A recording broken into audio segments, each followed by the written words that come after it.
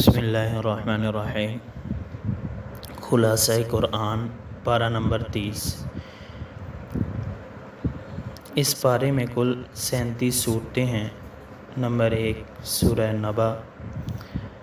نبا خبر کو کہتے ہیں۔ اس صورت کے شروع میں فرمایا کہ لوگ ایک عظیم خبر کے متعلق جس کے بارے میں یہ باہم اختلاف کر رہے ہیں ایک دوسرے سے سوال کرتے ہیں، یعنی قیامت کے وقوع اور حق ہونے کے بارے میں کچھ لوگوں کو اختلاف ہے کہ اللہ تعالیٰ نے فرمایا عنقریب قیامت برپا ہوگی تو انہیں معلوم ہو جائے گا۔ اس کے بعد اللہ تعالیٰ نے اپنی قدرت کی نشانیوں کو بیان کرنے کے بعد آیت نمبر 17 میں فرمایا کہ فیصلے کا دن وقت مقرر ہے، اور پھر علامات قیامت کا بیان فرمایا۔ اس کے بعد فرمایا جہنم سرکشوں کا ٹھکانہ ہے جس میں وہ مدت دراز تک رہیں گے، اس میں انہیں کھولتا ہوا پانی اور جہنمیوں کے زخموں کی پیپ کے سوا کوئی مشروب میسر نہیں ہوگا۔ آیت نمبر 31 سے اہل تقوی کے لیے انعامات کا بیان کیا گیا ہے۔ سورۃ النازعات۔ اس صورت میں بتایا گیا ہے کہ موت کے فرشتے جہنمیوں کی روح نہایت سختی سے نکالتے ہیں اور اہل ایمان کی روح کو نہایت نرمی سے۔ اس کے بعد فرشتوں کا ذکر ہے کہ جنہیں کارخانہ قدرت کے معاملات کی تدبیر تفویض کی گئی۔ اس کے بعد ایک بار پھر قیامت کا ذکر ہے۔ آیت نمبر 15 سے اس امر کا بیان ہوا ہے کہ موسیٰ علیہ السلام کو فرعون کو دعوت حق دینے کے لیے بھیجا گیا، اور اس نے ان کی تکذیب کی اور نافرمانی کی اور اپنے آپ کو رب اعلیٰ قرار دیا، یعنی خدا کا دعویٰ کیا۔ پھر اللہ تعالیٰ نے اسے عذاب دے کر درس عبرت بنا دیا۔ حیات بعد الموت کے منکرین کے اس اشکال کا جواب دیا کہ ایک بار مر جانے کے بعد دوبارہ کون زندہ کرے گا۔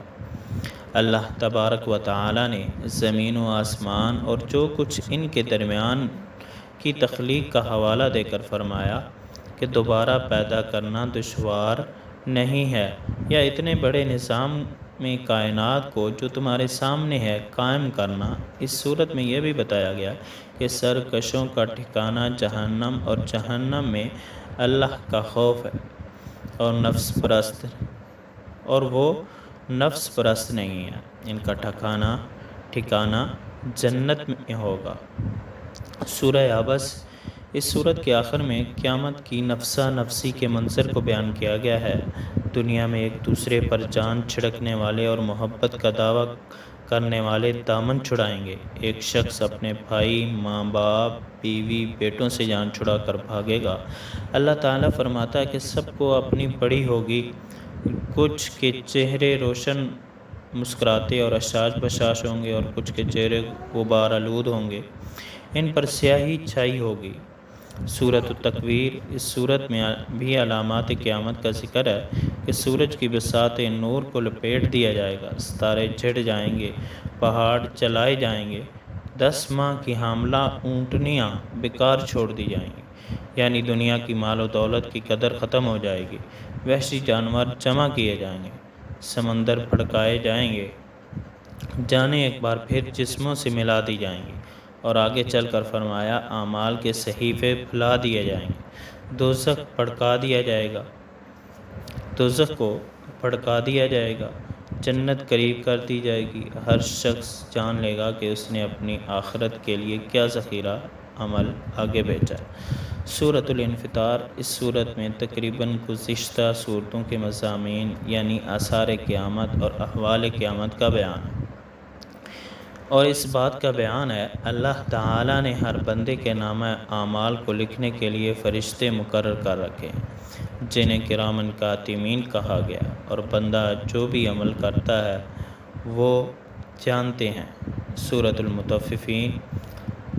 تطفیف کے معنی ناپ تول میں کمی کرنے کے ہیں۔ اللہ تعالیٰ نے فرمایا ناپ تول میں کمی کرنے والوں کے لیے شدید عذاب ہے۔ جب وہ لوگ دوسروں سے لیتے ہیں تو پورا ناپ کر لیتے ہیں، اور جب دوسروں کو ناپ کر یا تول کر دیتے ہیں تو کمی کر کے دیتے ہیں۔ یعنی ڈنڈی مارتے ہیں۔ مزید فرمایا کیا ان لوگوں کو قیامت پر یقین نہیں؟ یہ بھی فرمایا کہ کافروں کا نامہ اعمال سجین میں ہے جو کہ مہر لگا ہوا صحیفہ ہے۔ یہ لوگ قیامت کو جھٹلاتے ہیں اور آیات الہی کو پچھلی قوموں کے قصے کہانیاں قرار دیتے ہیں۔ اللہ تعالیٰ نے فرمایا کہ ان کے کرتوتوں کے سبب ان کے دل سنگ آلود ہو چکے ہیں اور یہ آخرت میں اپنے رب کے دیدار سے محروم رہیں گے۔ اور مزید فرمایا نیکوکاروں کا صحیفہ اعمال نامہ علیین میں ہوگا۔ یہ بھی ایک مہر بند سیل پیک صحیفہ ہے جس پر اللہ کے مقرب بندے گواہ ہیں۔ مزید فرمایا کہ نیک کاروں کو جنت کی نعمتوں میں راحت میں ہوں گے، ان کے چہرے تر و تازہ ہوں گے، ان کو مہر بند شراب پیش کی جائے گی جس کی خوشبو مشک جیسی ہوگی۔ سورۃ الانشقاق، اس صورت میں بھی آثار و احوال قیامت کا بیان ہے اور یہ قیامت کے دن جن لوگوں کا صحیفہ اعمال نامہ رزلٹ کارڈ ان کے دائیں ہاتھ میں دیا جائے گا، ان کی اخروی حساب بہت آسان ہوگا اور وہ اپنے اہل کی طرف خوشی خوشی لوٹیں گے۔ اور جن کا اعمال پیچھے سے دیا جائے گا، بائیں ہاتھ میں دیا جائے گا، وہ کہے گا کاش مجھے موت آ جائے، اسے جہنم کی آگ بھڑکتی ہوئی اسے جہنم کی بھڑکتی ہوئی آگ میں جھونک دیا جائے گا۔ سورۃ البروج، اس صورت میں اللہ تعالیٰ نے بیان فرمایا اللہ عزیز و حمید پر ایمان لانے کی پاداش میں اصحاب اخدود خندقوں والے کو اس طرح قتل کیا گیا کہ انہیں بھڑکتی آگ میں ڈال دیا گیا۔ ان اہل حق کی تفصیلات کتب تفسیر میں موجود ہیں جن پر ان کے زمانے کے کافروں نے بے پناہ مظالم ڈھائے تھے۔ آخر میں فرمایا اللہ کی پکڑ بہت سخت ہے، وہی پیدا کرتا ہے، وہی دوبارہ زندہ کرے گا، وہ جس کام کا ارادہ فرما لے اس کو کرنے والا ہے۔ سورۃ الطارق، اس صورت میں انسان کے اس مادہ تخلیق اور کیفیت تخلیق کی جانب متوجہ فرمایا جس دن باتیں ظاہر کر دی جائیں گی اس وقت اللہ کے سوا کوئی مددگار نہ ہوگا، نہ کسی کے پاس طاقت ہوگی۔ سورۃ الاعلیٰ، اس صورت کے آخر میں فرمایا جس نے اپنا باطن صاف کر لیا اور اپنے رب کے نام لے کر نماز پڑھی وہ کامیاب ہوا، بلکہ تم دنیا کی زندگی کو ترجیح دیتے ہو اور آخرت ہی بہت عمدہ اور ہمیشہ باقی رہنے والی ہے۔ بے شک یہی پیغام پہلے صحیفوں ابراہیم اور موسیٰ علیہ السلام کے صحیفوں میں مذکور ہے۔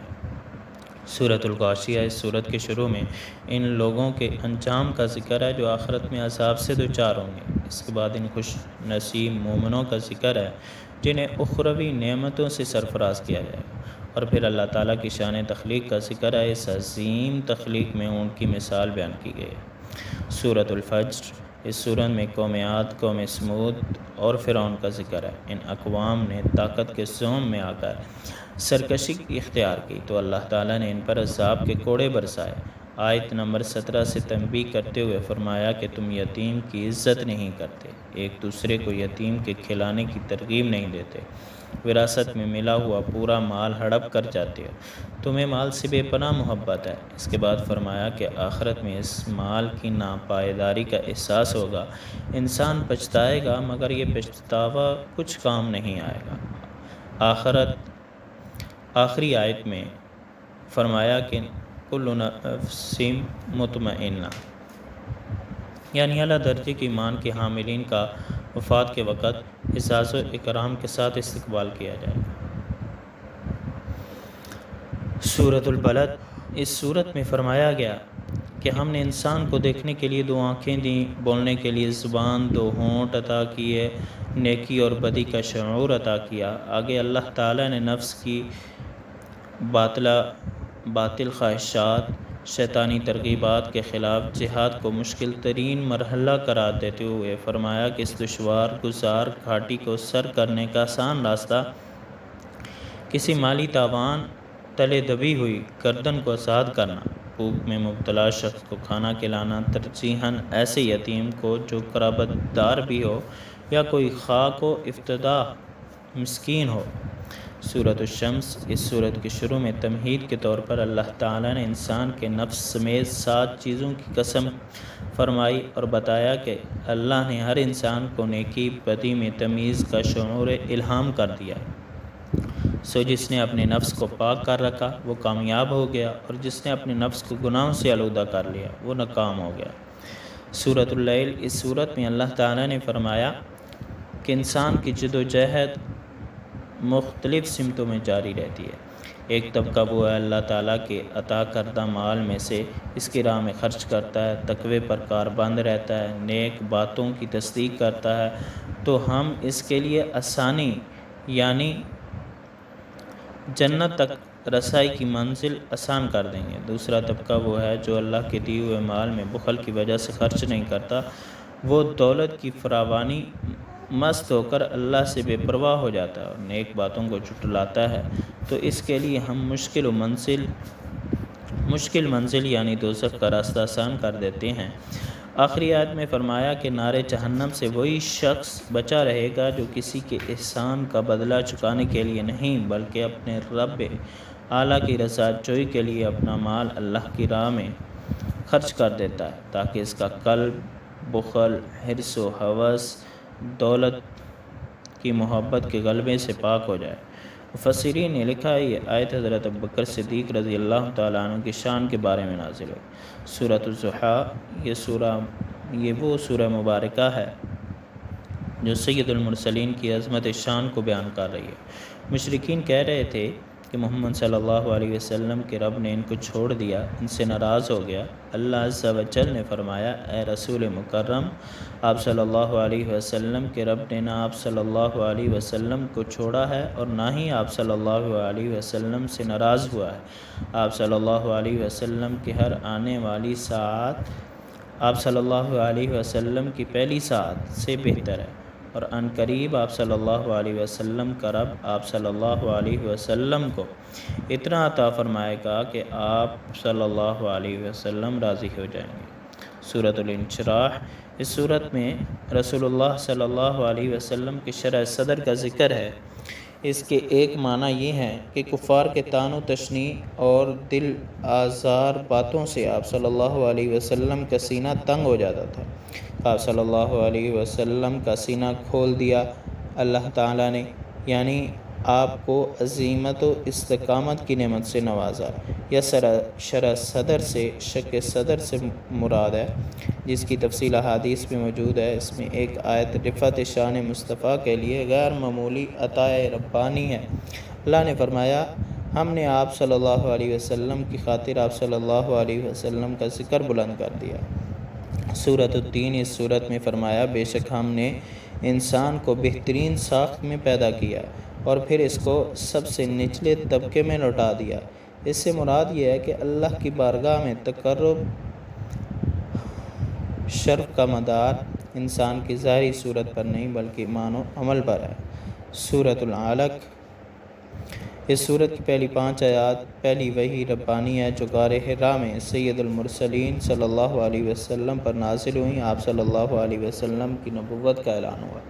سورۃ القدر، یہ شب قدر کی فضیلت میں نازل ہوئی۔ شب قدر کو اللہ تعالیٰ نے نزول قرآن کی نسبت سے شرف بخشا، اسے 1000 مہینوں سے بہتر قرار دیا۔ شب قدر کو قطعیت کے ساتھ متعین نہیں فرمایا تاکہ بندوں کے شوق اور خیر کی جستجو کا امتحان ہو۔ سورۃ البینہ، سورت میں اللہ تعالیٰ نے اس بات کا حکم دیا ہے کہ تمام باطل ادیان کو چھوڑ کر اخلاص کے ساتھ صرف اللہ کی بندگی کو اختیار کریں اور نماز قائم کرتے رہیں، زکوٰۃ ادا کرتے رہیں، یہی دین مستقیم ہے۔ سورۃ الزلزال، اس سورت میں قیامت کا منظر بیان کیا گیا ہے کہ زمین کے سینے پر جو کچھ بھی ہوا وہ سارے راز اگل دے گی، یا جو بھی اموات مدفون ہیں انہیں نکال باہر کرے گی۔ اس دن زمین اللہ کے حکم سے ساری خبریں بیان کرے گی، ہر ایک اپنی معمولی سے معمولی نیکی اور بدی کا انجام دیکھ لے گا۔ سورۃ العادیات، اس سورت میں اللہ تعالیٰ نے مجاہدین کے گھوڑوں کی مختلف کیفیات کو قسم کے ساتھ بیان فرمایا۔ اس سے اندازہ لگایا جا سکتا ہے کہ جب مجاہد کے گھوڑے کا یہ مقام ہے تو اللہ تعالیٰ کی بارگاہ میں خود مجاہد کا کیا مقام ہوگا۔ سورۃ القاریہ، اس میں قیامت کی ہولناکی احوال کو بیان کیا گیا ہے۔ فرمایا گیا ہے کہ جس کی نیکیوں کا پلڑا بھاری ہوگا وہ پسندیدہ زندگی میں ہوگا، اور جس کی نیکیوں کا پلڑا ہلکا ہوگا اس کا ٹھکانہ دہکتی آگ ہوگا۔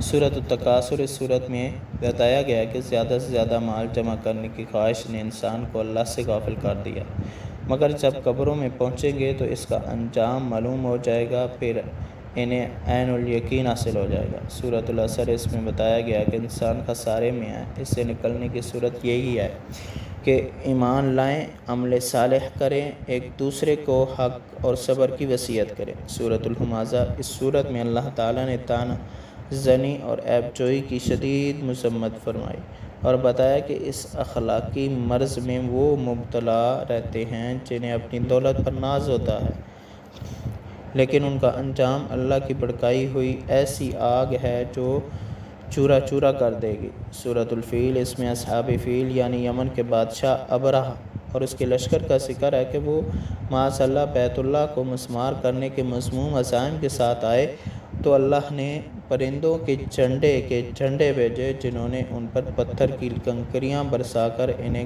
کھائے ہوئے بھوسے کی طرح کر دیا۔ سورۃ القریش، اس سورت میں اللہ تعالیٰ نے قریش پر احسان کا ذکر فرمایا کہ بیت اللہ کی تولید کی وجہ سے وہ بے خوف اور خطر گرمیوں میں شام کا اور سردیوں میں یمن کا تجارتی سفر کرتے تھے۔ بیت اللہ کی نسبت کی وجہ سے ان کے تجارتی قافلے بے خوف و خطر رہتے تھے اور ان کی معیشت محفوظ تھی۔